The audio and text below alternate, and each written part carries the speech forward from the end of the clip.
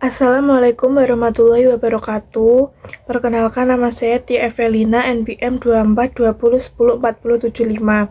Nah, di sini saya akan menjelaskan materi mengenai 3 tugas yang dilaksanakan oleh Sistem Informasi Akuntansi dan pemisah dalam fungsi Sistem Informasi Akuntansi. Nah, yang pertama yaitu ada pengertian SIA. Sistem Informasi Akuntansi atau SIA adalah suatu kegiatan mengelompokkan, menggolongkan, mencatat, dan memproses kegiatan bisnis perusahaan ke dalam pelaporan keuangan sebagai suatu informasi bagi manajemen dan pihak lainnya. Nah, SIA ini juga suatu komponen organisasi yang mengumpulkan, mengklasifikasikan, mengolah, menganalisa, dan mengkomunikasikan informasi finansial dan pengambilan keputusan yang relevan bagi pihak luar perusahaan dan pihak ekstrim. Nah, selanjutnya ada 3 tugas yang dilaksanakan oleh Sistem Informasi Akuntansi. Tugas yang pertama yaitu mengumpulkan dan menyimpan data mengenai kegiatan bisnis organisasi secara efisien dan efektif. Poin yang pertama yaitu ada menangkap data transaksi pada dokumen-dokumen sumber. Nah, artinya setiap transaksi yang terjadi dicatat pertama kali pada bukti transaksi atau dokumen sumber seperti faktur, nota, kwitansi, dan lainnya. Nah, tujuannya agar setiap aktivitas bisnis mempunyai bukti yang sah dan dapat ditelusuri. Poin yang kedua yaitu mencatat data transaksi ke dalam jurnal-jurnal, di mana catatan tersebut dibuat secara kronologis dari apa yang telah terjadi. Nah, setelah transaksi diketahui dari dokumen sumber, transaksi tersebut dicatat ke dalam jurnal sesuai urutan waktu terjadinya. Nah, hal ini penting agar data tersusun rapi dan mudah ditelusuri bila terjadi kesalahan atau perlu dilakukan penelusuran. Poin yang ketiga yaitu posting data dari jurnal-jurnal ke buku besar yang menyangkut data dengan jenis rekening. Nah, data yang sudah dicatat ke dalam jurnal kemudian dipindahkan atau diposting ke buku besar sesuai jenis rekeningnya. Nah, langkah ini menyajikan ringkasan data transaksi agar mudah dianalisis dan dibuat laporannya. Tugas yang kedua yaitu menyediakan informasi yang berguna untuk pengambilan keputusan bagi manajemen. Nah, dalam sistem manual, informasi ini disediakan dalam bentuk laporan ke dalam 2 kategori utama. Yang pertama yaitu laporan keuangan.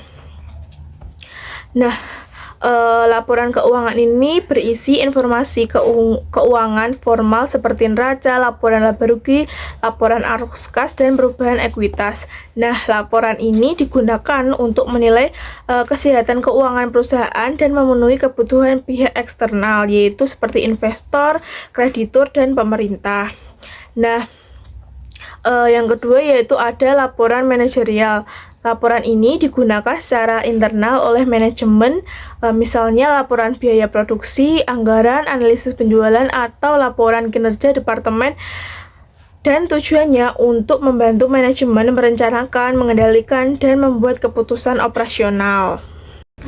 Tugas yang ketiga yaitu menyediakan pengendalian internal yang cukup memadai.